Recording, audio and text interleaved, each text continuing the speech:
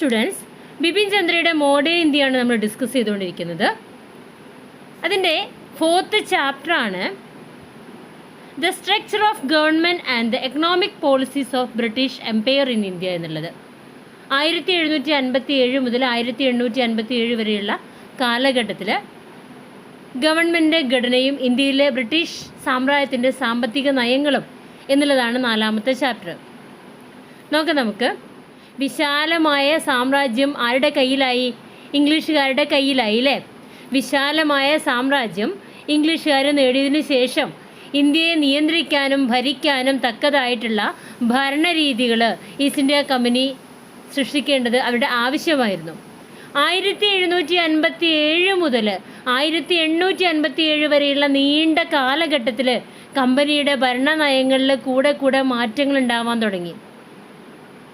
ലാഭം വർദ്ധിക്കുക, ബ്രിട്ടന് ലാഭകരമായ രീതിയിൽ ഇന്ത്യയിലെ കൈവശാവകാശങ്ങൾ ഉപയോഗിക്കുക, ഇന്ത്യക്ക് മേലെ ബ്രിട്ടീഷ് നിയന്ത്രണം നിലനിർത്തുകയും ശക്തമാക്കുകയും ചെയ്യുക എന്നീ ലക്ഷ്യങ്ങളിൽ നിന്നുകൊണ്ട് അവരെ ഈ എല്ലാ ഉദ്ദേശങ്ങളും നേടിയെടുക്കുന്ന രീതിയിലുള്ള ഭരണ സംവിധാനങ്ങളായിരുന്നു അവർ മുന്നോട്ട് കൊണ്ടുവന്നിരുന്നത്.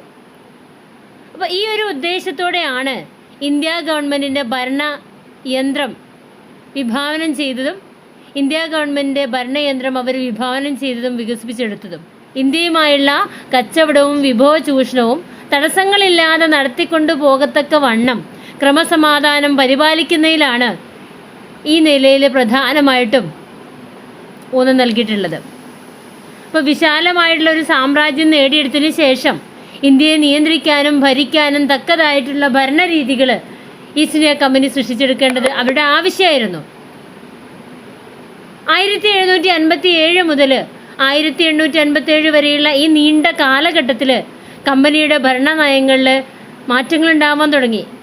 ലാഭം വർദ്ധിപ്പിക്കുക, ബ്രിട്ടന് ലാഭകരമായ രീതിയിൽ ഇന്ത്യയിലെ കൈവശാവകാശങ്ങൾ ഉപയോഗിക്കുക, ഇന്ത്യക്ക് മേലെ ബ്രിട്ടീഷ് നിയന്ത്രണം നിലനിർത്തുകയും ശക്തമാക്കുകയും ചെയ്യുക എന്നീ മുഖ്യ ലക്ഷ്യങ്ങളിൽ നിന്ന് കമ്പനിയുടെ ശ്രദ്ധ മാറിയിട്ടില്ല. അവരുടെ മറ്റെല്ലാ ഉദ്ദേശങ്ങളും ഈ ലക്ഷ്യത്തിലേക്ക് എത്തുന്നതിനുള്ള മാർഗങ്ങളായിരുന്നു. അപ്പം ഈ ഉദ്ദേശത്തോടെയാണ് ഇന്ത്യ ഗവൺമെൻറ്റിൻ്റെ ഭരണയന്ത്രം വിഭാവനം ചെയ്തതും വികസിപ്പിച്ചെടുത്തതും. അപ്പം ഇന്ത്യയുമായുള്ള കച്ചവടവും വിഭവ ചൂഷണവും തടസ്സങ്ങളില്ലാതെ നടത്തിക്കൊണ്ട് പോകത്തക്ക വണ്ണം ക്രമസമാധാനം പരിപാലിക്കുന്നതിലാണ് ഈ നിലയിൽ പ്രധാനമായിട്ടും ഊന്നൽ നൽകിയിട്ടുള്ളത്. ഇനി ഗവൺമെൻറ്റിൻ്റെ ഘടന നോക്കാം. 1765 ബംഗാളിന് മേലെ ഈസ്റ്റ് ഇന്ത്യ കമ്പനി നിയന്ത്രണം നേടിയെടുത്തപ്പോൾ ഭരണത്തിൽ എന്തെങ്കിലും പുതുമ ഉണ്ടാകണമെന്ന് അവർക്ക് ആഗ്രഹമുണ്ടായിരുന്നില്ല. ലാഭകരമായ കച്ചവടം മുന്നോട്ട് കൊണ്ടുപോകണമെന്നും ഇംഗ്ലണ്ടിൽ നൽകുന്നതിനായി നികുതി ശേഖരിക്കണമെന്നും മാത്രമേ അവർ ആഗ്രഹിച്ചിട്ടുണ്ടായിരുന്നുള്ളൂ. അപ്പോൾ ഇരട്ട ഭരണത്തിൻ്റെ കാലമായിട്ടുള്ള 1765 മുതൽ 1772 വരെ ഇന്ത്യക്കാരായ ചുമതലക്കാർ മുമ്പുള്ളതുപോലെ പ്രവർത്തിക്കാൻ അനുവദിക്കപ്പെട്ടിരുന്നു. ബ്രിട്ടീഷ് ഗവർണറുടെയും ഇംഗ്ലീഷ് ഉദ്യോഗസ്ഥന്മാരുടെയും മൊത്തത്തിലുള്ള നിയന്ത്രണത്തിലായിരുന്നു ഈ പ്രവർത്തനാനുമതിയൊക്കെ ഉണ്ടായിരുന്നത്. അപ്പോൾ ഇന്ത്യക്കാരായ ഉദ്യോഗസ്ഥർക്ക് ചുമതലയുണ്ടായിരുന്നു, എന്നാൽ അധികാരമുണ്ടായിരുന്നില്ല. അതേസമയം കമ്പനിയുടെ ഉദ്യോഗസ്ഥർക്ക് ചുമതലകളൊന്നുമില്ലാതെ അധികാരമുണ്ടായിരുന്നു. അപ്പോൾ രണ്ട് വിഭാഗത്തിലുമുള്ള ഉദ്യോഗസ്ഥരും ദുഷ്ടബുദ്ധിക്കാരും അഴിമതിക്കാരുമായിരുന്നു. 1772 കമ്പനി ദ്വിഭരണം നിർത്തലാക്കുകയും സ്വന്തം ഉദ്യോഗസ്ഥരിലൂടെ ബംഗാളിനെ നേരിട്ട് ഭരിക്കാനുള്ള സംവിധാനം ഉണ്ടാക്കിയെടുക്കുകയും ചെയ്തു. എന്നാൽ വെറും കച്ചവട ലക്ഷ്യമുള്ള ഈ കമ്പനി രാജ്യം ഭരിക്കുന്നതിൽ അതിൻ്റെ പിന്നിലുള്ള രഹസ്യങ്ങൾ, അതിൻ്റെ തിന്മകൾ എന്താണെന്ന് താമസിയാതെ തന്നെ പുറത്തു വരാൻ തുടങ്ങി. അപ്പോൾ ഗവൺമെൻറ് ഘടനയെക്കുറിച്ച് പറയുമ്പോൾ 1765 ബംഗാളിന് മേലിൽ ഈസ്റ്റ് ഇന്ത്യ കമ്പനി നിയന്ത്രണം നേടിയെടുത്തപ്പോൾ ഭരണത്തിൽ എന്തെങ്കിലും പുതുമ ഉണ്ടാകണമെന്ന് അവർക്ക് ആഗ്രഹമില്ലായിരുന്നു. മറിച്ച് ലാഭകരമായി കച്ചവടം മുന്നോട്ട് പോകണമെന്നും ഇംഗ്ലണ്ടിൽ നൽകുന്നതിനായി നികുതി ശേഖരിക്കണമെന്നും മാത്രമേ അവർ ആഗ്രഹിച്ചുള്ളൂ. ഇരട്ട ഭരണത്തിൻ്റെ കാലമായ 1765 മുതൽ 1772 വരെ ഇന്ത്യക്കാരായ ചുമതലക്കാർ മുമ്പുള്ളതുപോലെ പ്രവർത്തിക്കാൻ അനുവദിക്കപ്പെട്ടവരായിരുന്നു. ബ്രിട്ടീഷ് ഗവർണറുടെയും ഇംഗ്ലീഷ് ഉദ്യോഗസ്ഥന്മാരുടെയും മൊത്തത്തിലുള്ള നിയന്ത്രണത്തിലായിരുന്നു എന്ന് മാത്രം. അപ്പോൾ ഇന്ത്യക്കാരായ ഉദ്യോഗസ്ഥർക്ക് ചുമതലയുണ്ടായിരുന്നു, എന്നാൽ അധികാരമുണ്ടായിരുന്നില്ല. എന്നാൽ കമ്പനിയുടെ ഉദ്യോഗസ്ഥർക്ക് ചുമതലകളൊന്നുമില്ലാതെ അധികാരമുണ്ടായിരുന്നു. അപ്പോൾ രണ്ട് വിഭാഗത്തിലുമുള്ള ഉദ്യോഗസ്ഥരും ദുഷ്ടബുദ്ധിക്കാരും അഴിമതിക്കാരുമായിരുന്നു. 1772 കമ്പനി ഇരട്ട ഭരണം നിർത്തലാക്കി സ്വന്തം ഉദ്യോഗസ്ഥരിലൂടെ ബംഗാളിനെ നേരിട്ട് ഭരിക്കാനുള്ള സംവിധാനം ഉണ്ടാക്കുകയും ചെയ്തു. എന്നാൽ വെറും കച്ചവട ലക്ഷ്യമുള്ള കമ്പനി രാജ്യം ഭരിക്കുന്നതിൻ്റെ തിന്മകൾ താമസിയാതെ തന്നെ പുറത്തു വരാൻ തുടങ്ങി. പൗരസ്ത്യ ദേശവുമായിട്ട് വ്യാപാരം ചെയ്യുന്നതിന് രൂപീകരിച്ച ഒരു കച്ചവട കമ്പനിയായിരുന്നു ഇക്കാലത്ത് ഈസ്റ്റ് ഇന്ത്യ കമ്പനി എന്ന് പറഞ്ഞാൽ. മാത്രമല്ല അതിൻ്റെ ഉന്നതാധികാരം ഇന്ത്യയിൽ നിന്ന് അനേകായിരം കിലോമീറ്ററുകൾ ദൂരെ ഇംഗ്ലണ്ടിലാണ് സ്ഥിതി ചെയ്തത്. എന്നിട്ടും കമ്പനി ദശലക്ഷക്കണക്കിന് ജനങ്ങളുടെ മേൽ രാഷ്ട്രീയ അധികാരം കൈയാളിയിട്ടുണ്ടായിരുന്നു. അപ്പോൾ അസാധാരണമായിട്ടുള്ള ഈ ഒരു സ്ഥിതിവിശേഷം ബ്രിട്ടീഷ് ഗവൺമെൻറ് അനേകം പ്രശ്നങ്ങൾ ഉണ്ടാക്കിയെടുത്തു. ബ്രിട്ടീഷ് ഗവൺമെൻറ്റിനോട് ഈസ്റ്റ് ഇന്ത്യ കമ്പനിയുടെയും അതിൻ്റെ ആധിപത്യത്തിലുള്ളവരുടെയും ബന്ധം ഏത് തരത്തിലാവണം എന്നുള്ള പ്രശ്നത്തിനാണ് ഏറ്റവും പ്രാധാന്യമുള്ളത്. ബ്രിട്ടനിലെ പാർലമെൻറ്റ് സംവിധാനങ്ങളോട് ചേർന്ന് നിൽക്കുന്നതും ഇംഗ്ലീഷ് രാജ്യതന്ത്ര രാഷ്ട്രീയ മോഹങ്ങളുമായും ഇംഗ്ലീഷ് കച്ചവടക്കാരുടെ ലാഭക്കൊതിയുമായും കെട്ടുപിണഞ്ഞു കിടന്നതുമായിരുന്നു. അപ്പോൾ ബംഗാളിൻ്റെ സമൃദ്ധ വിഭവങ്ങൾ കമ്പനിയുടെ കൈകളിലേക്ക് എത്തി. കമ്പനിയുടെ ഡയറക്ടർമാർ ഡിവിഡൻഡ് 1767 10% വർദ്ധിപ്പിക്കുകയും 12.5% വർദ്ധിപ്പിക്കാമെന്ന് 1771 വാഗ്ദാനം ചെയ്യുകയും ചെയ്തു. കമ്പനിയുടെ ഇംഗ്ലീഷുകാരായ ഉദ്യോഗസ്ഥർ അവസരങ്ങൾ മുതലെടുക്കുകയും നിയമവിരുദ്ധവും സമ്മതമില്ലാത്തതുമായ കച്ചവടത്തിലൂടെയും ഇന്ത്യയിലെ രാജാക്കന്മാരിൽ നിന്നും ജമീന്ദാർമാരിൽ നിന്നും കൈക്കൂലിയും സമ്മാനങ്ങളും ബലമായിട്ട് ശേഖരിക്കുന്നതിലൂടെയും അവർ പെട്ടെന്ന് പണമുണ്ടാക്കാൻ തുടങ്ങി. 34-ാം വയസ്സിൽ ക്ലൈവ് ഇംഗ്ലണ്ടിലേക്ക് മടങ്ങുന്ന സമയത്ത് ഒരു വർഷം 40,000 പൗണ്ട് വരുമാനം ഉണ്ടാകത്തക്ക വിധത്തിലുള്ള ധനവും സ്വത്തും അദ്ദേഹത്തിൻ്റെ കൈവശമുണ്ടായിരുന്നു. അപ്പോൾ എത്രത്തോളമാണ് അവർ ഇന്ത്യൻ ജനങ്ങളിൽ നിന്ന്, ഇന്ത്യൻ മണ്ണിൽ നിന്ന് അവർ ഊറ്റിക്കൊണ്ടുപോയെന്ന് നമുക്ക് മനസ്സിലാക്കാൻ പറ്റും.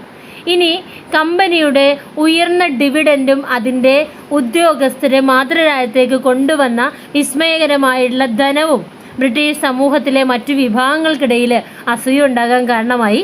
ഇങ്ങനെ കമ്പനിയുടെ കുത്തക കൊണ്ട് പൗരസ്ത്യ നാടുകളിൽ നിന്ന് മാറ്റി നിർത്തപ്പെട്ട കച്ചവടക്കാരും വളരുന്ന വിഭാഗങ്ങളായിട്ടുള്ള ഉൽപ്പാദകരും ബ്രിട്ടനിലെ വളർന്നുകൊണ്ടിരിക്കുന്ന സ്വതന്ത്ര വ്യാപാരത്തിൻ്റെ പിന്തുണക്കാരും ഈ ലാഭകരമായ ഇന്ത്യയുടെ വാണിജ്യത്തിലും സമ്പത്തിലും അവർ പങ്കുകൊള്ളാൻ ആഗ്രഹിച്ചു. ഇതൊക്കെയും കമ്പനിയും ഉദ്യോഗസ്ഥരും മാത്രമായിരുന്നു അവർ അനുഭവിച്ചിട്ടുണ്ടായിരുന്നത്. അതുകൊണ്ട് തന്നെ കമ്പനിയുടെ കച്ചവട കുത്തക പൊളിക്കാൻ അവർ കഠിനമായിട്ട് ശ്രമിച്ചു. അതിനായി കമ്പനിയുടെ ബംഗാളിലെ ഭരണത്തെ അവർ ആക്രമിച്ചു. ഇന്ത്യയിൽ നിന്ന് മടങ്ങി വന്ന കമ്പനിയുടെ ഉദ്യോഗസ്ഥരെ അവർ പ്രത്യേകം ലക്ഷ്യമിട്ട് അവർ ആക്രമിച്ചു. ഈ ഉദ്യോഗസ്ഥരെ നബോബ് എന്നാണ് കളിയാക്കി വിളിച്ചത്. വർത്തമാന പത്രങ്ങളിലും അരങ്ങുകളിലും അവരെ അധിക്ഷേപിക്കുകയും ചെയ്തു. വരേണ്യവർഗം അവരെ ബഹിഷ്കരിക്കുകയും ഇന്ത്യയിലെ ജനങ്ങളുടെ ചൂഷകരും പീഡകരുമെന്ന് മുദ്ര കുത്തുകയും ചെയ്തു. ക്ലൈവും വാറൻ ഹേസ്റ്റിങ്സും അവരിൽ പ്രധാനപ്പെട്ട 2 ഉന്നങ്ങളായിരുന്നു. നബോബ് എന്ന് പുച്ഛിക്കുന്നതിലൂടെ കമ്പനിയെ താറടിക്കാമെന്നും തകർക്കാമെന്നും അവർ പ്രതീക്ഷിച്ചിട്ടുണ്ടായിരുന്നു. ഇനി ബംഗാള് കൈവശപ്പെടുത്തിയതിൽ നിന്നും നേട്ടങ്ങൾ ഉണ്ടാക്കാൻ പല മന്ത്രിമാരും പാർലമെൻറ്റ് അംഗങ്ങളും തൽപരരായിരുന്നു. ഇംഗ്ലണ്ടിൻ്റെ നികുതി ഭാരമോ പൊതുകടമോ കുറയ്ക്കാൻ ഇടയാക്കുന്ന തരത്തിൽ ബ്രിട്ടീഷ് ഗവൺമെൻറ്റിന് കമ്പനി കപ്പം കൊടുക്കണമെന്ന് നിർബന്ധിക്കുന്നതിലൂടെ അനുകൂലമായി പൊതുജനാഭിപ്രായം ഉയർത്താൻ അവർ ശ്രമിച്ചിട്ടുണ്ടായിരുന്നു. അപ്പോൾ എല്ലാ വർഷവും കമ്പനി ബ്രിട്ടീഷ് ട്രഷറിയിലേക്ക് 4 ലക്ഷം പൗണ്ട് അടയ്ക്കണമെന്ന് അനുശാസിക്കുന്ന ഒരു നിയമം 1767 പാർലമെൻറ്റ് പാസ്സാക്കി. അപ്പോൾ ശക്തമായ കമ്പനിയും ഉദ്യോഗസ്ഥരും ഇംഗ്ലീഷ് രാജ്യത്തെയും രാഷ്ട്രീയത്തെയും വഷളാക്കുമെന്ന് ഭയപ്പെട്ടതുകൊണ്ട് കമ്പനിയുടെയും അതിൻ്റെ ഉദ്യോഗസ്ഥരുടെയും പ്രവർത്തനങ്ങൾ നിയന്ത്രിക്കണമെന്ന് ബ്രിട്ടനിലെ പല രാഷ്ട്രീയ ചിന്തകരും രാഷ്ട്രതന്ത്രജ്ഞരും ആഗ്രഹിച്ചു. 18-ാം നൂറ്റാണ്ടിൻ്റെ 2ാം പകുതിയിൽ ബ്രിട്ടനിലെ പാർലമെൻ്ററി രാഷ്ട്രീയം അങ്ങേയറ്റം അഴിമതി നിറഞ്ഞതായിരുന്നു. കമ്പനിയും വിരമിച്ച ഉദ്യോഗസ്ഥരും ഏജന്റുമാർക്ക് വേണ്ടി ഹൗസ് ഓഫ് കോമൺസിൽ അംഗത്വം വിലക്ക് വാങ്ങിയിട്ടുണ്ടായിരുന്നു. ഇന്ത്യയിൽ നിന്നുള്ള കൊള്ള മുതലിൻ്റെ പിൻബലമുള്ള കമ്പനിയും ഉദ്യോഗസ്ഥരും ബ്രിട്ടനിലെ ഗവൺമെൻറ്റിൽ ആധിപത്യം നേടുമെന്ന് പല ഇംഗ്ലീഷ് രാഷ്ട്രതന്ത്രജ്ഞരും ഭയപ്പെട്ടു. കമ്പനിയെയും ഇന്ത്യയിലെ വിശാല സാമ്രാജ്യത്തെയും നിയന്ത്രിക്കേണ്ടിയിരുന്നു. അല്ലെങ്കിൽ ഇന്ത്യയുടെ അധികാരി എന്ന നിലയിൽ കമ്പനി താമസിയാതെ ബ്രിട്ടീഷ് ഭരണം കൈയടക്കുകയും ബ്രിട്ടീഷ് ജനതയുടെ സ്വാതന്ത്ര്യത്തെ നശിപ്പിക്കാൻ പോകുന്ന ഒരു നിലയിലെത്തുകയും ചെയ്യുമെന്നറിയാമായിരുന്നു. ഇവിടെ ഞാൻ PDF ആക്കിയപ്പം കുറച്ച് ഏരിയ കട്ടായി പോയിട്ടുണ്ട്. അദ്ദേഹം പറഞ്ഞുതരാം. സ്വതന്ത്ര വ്യാപാര ഉൽപാദന ക്യാപിറ്റലിസത്തിന്റെ വക്താക്കളായി ഉയർന്നു വന്നിട്ടുള്ള സാമ്പത്തിക ശാസ്ത്ര വിദഗ്ധരുടെ സംഘവും കമ്പനിയുടെ കുത്തക അധികാരത്തെ വിമർശിക്കാൻ തുടങ്ങി. അപ്പോൾ ക്ലാസിക്കൽ ഇക്കണോമിക്സത്തിൻ്റെ സ്ഥാപകനായിട്ടുള്ള ആഡം സ്മിത്ത് പ്രശസ്ത കൃതിയായിട്ടുള്ള ദ വെൽത്ത് ഓഫ് നേഷൻസിൽ കുത്തക കമ്പനികളെ നിശിദ്ധമായിട്ട് വിമർശിക്കുന്നുണ്ട്. അദ്ദേഹം പറയുന്നു, ഇത്തരം കുത്തക കമ്പനികൾ പലതരത്തിലും ഉപദ്രവകാരികളാണ്. അവ സ്ഥാപിക്കപ്പെട്ടിരിക്കുന്ന രാജ്യങ്ങളിലെ അസൗകര്യവും ഭരണത്തിന് കീഴിലാക്കുന്ന നിർഭാഗ്യകരമായ അവസ്ഥയുമാണ് ഉണ്ടായിട്ടുള്ളത്. ഇത് രാജ്യങ്ങൾക്ക് നാശമുണ്ടാക്കുമെന്നാണ് അദ്ദേഹം പറഞ്ഞത്. ഇങ്ങനെ ബ്രിട്ടീഷ് രാജ്യവും കമ്പനിയും അധികാരികളും തമ്മിൽ ബന്ധം പുനഃസംഘടിപ്പിക്കേണ്ടത് ആവശ്യമായിട്ട് വന്നു. 1,00,000 പൗണ്ടിൻ്റെ ഒരു കടത്തിനു വേണ്ടി കമ്പനി ഗവൺമെൻറ്റിനോട് അപേക്ഷിച്ചപ്പോൾ അതിനുള്ള അവസരം ലഭിച്ചു. ശത്രുക്കൾ ശക്തരും അനേകവുമായിരുന്നെങ്കിലും കമ്പനിക്ക് പാർലമെൻറ്റിൽ ശക്തരായ സുഹൃത്തുക്കൾ ഉണ്ടായിരുന്നു. തന്നെയുമല്ല, ജോർജ് മൂന്നാമൻ രാജാവ് അതിൻ്റെ രക്ഷാധികാരി കൂടിയായിരുന്നു. അതുകൊണ്ട് തന്നെ കമ്പനി ചെറുത്തു നിന്നു. അവസാനം പാർലമെൻറ്റ് ഒരു ഒത്തുതീർപ്പുണ്ടാക്കി കമ്പനിയുടെയും ബ്രിട്ടീഷ് സമൂഹത്തിലെ വിവിധ വിഭാഗങ്ങളുടെയും താല്പര്യങ്ങളെ ശ്രമകരമായിട്ട് തുലനം ചെയ്ത ഒരു ഒത്തുതീർപ്പുണ്ടാക്കി. ഇന്ത്യയിലെ ഭരണം ബ്രിട്ടീഷ് വരേണ്യവർഗത്തിന് മൊത്തം പ്രയോജനമാകത്തക്ക വിധം കമ്പനിയുടെ ഭരണത്തിൻ്റെ അടിസ്ഥാന നയങ്ങളെ ബ്രിട്ടീഷ് ഗവൺമെൻറ് നിയന്ത്രിക്കുമെന്ന് തീരുമാനിച്ചു. അതേസമയം പൗരസ്ത്യ ദേശത്തെ കമ്പനിയുടെ കുത്തകയും ഇന്ത്യയിലെ ഉദ്യോഗസ്ഥരെ നിയമിക്കുന്നതിലുള്ള വിലയേറിയ അവകാശവും നിലനിൽക്കുകയും ചെയ്യും. ഇന്ത്യയുടെ ഭരണത്തിൻ്റെ വിശദാംശങ്ങൾ കമ്പനിയുടെ ഡയറക്ടർമാർ തീരുമാനിക്കുകയും ചെയ്യും. കമ്പനിയുടെ കാര്യങ്ങളെ സംബന്ധിക്കുന്ന ആദ്യത്തെ പാർലമെൻറ്റ് നിയമം 1773 റെഗുലേറ്റിംഗ് ആക്റ്റാണ്. ഈ നിയമം കമ്പനിയുടെ കോർട്ട് ഓഫ് ഡയറക്ടേഴ്സിൻ്റെ നിയമാവലിയിൽ ഭേദഗതി വരുത്തുകയും അവരുടെ പ്രവർത്തനങ്ങളെ ബ്രിട്ടീഷ് ഗവൺമെൻറ്റിൻ്റെ മേൽനോട്ടത്തിന് വിധേയമാകുകയും ചെയ്തു. എന്നാൽ റെഗുലേറ്റിംഗ് ആക്ട് പ്രായോഗികമായി അത്ര വിജയകരമായിരുന്നില്ല. അത് ബ്രിട്ടീഷ് ഗവൺമെൻറ്റിന് കമ്പനിയുടെ മേൽ ഫലവത്തും നിർണായകവുമായിട്ടുള്ള നിയന്ത്രണം നൽകിയില്ല. കമ്പനിയുടെ അനിതരം ശക്തരും ശബ്ദമുയർത്തുന്നവരായിക്കൊണ്ടിരുന്ന ഇംഗ്ലണ്ടിലെ എതിരാളികളും തമ്മിലുള്ള സംഘർഷം പരിഹരിക്കാനും അതിന് കഴിഞ്ഞിട്ടുണ്ടായിരുന്നില്ല. മാത്രമല്ല, കമ്പനിയുടെ ഇന്ത്യയിലെ ആധിപത്യ പ്രദേശങ്ങളുടെ ഭരണം അഴിമതി നിറഞ്ഞതും പീഡിപ്പിക്കുന്നതും സാമ്പത്തികമായി വിനാശകരവുമായിട്ട് തുടർന്നുകൊണ്ട് എതിരാളികൾക്ക് എളുപ്പത്തിൽ ആക്രമിക്കാൻ കഴിയുമായിരുന്നു. റെഗുലേറ്റിംഗ് ആക്ടിൻ്റെ പരാജയവും ബ്രിട്ടീഷ് രാഷ്ട്രീയത്തിൻ്റെ ആവശ്യങ്ങളും 1784 മറ്റൊരു പ്രധാന നിയമം പിറ്റ്സ് ഇന്ത്യ ആക്ട് എന്ന പേരിൽ പാസ്സാക്കാനിടയായി. ഈ നിയമം കമ്പനിയുടെ കാര്യങ്ങളിലും ഇന്ത്യയിലെ ഭരണത്തിന്മേലും നിയന്ത്രണത്തിന് പരമാധികാരം ബ്രിട്ടീഷ് ഗവൺമെൻറ് നൽകി.